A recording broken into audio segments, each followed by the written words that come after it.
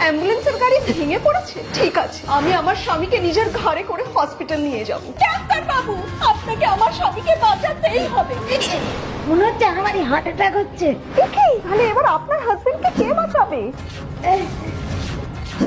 দাঁড়াও দাঁড়াও দাঁড়াও, আমাকে একটা খুন্তি আর স্যানিটাইজার দাও। আমি আমার স্বামীর উপর অপারেশন করব। সুরজ, কারেন্ট চলে গেছে আর কোনো জেনারেটরও কাজ করছে না। আপনার হাজবেন্ড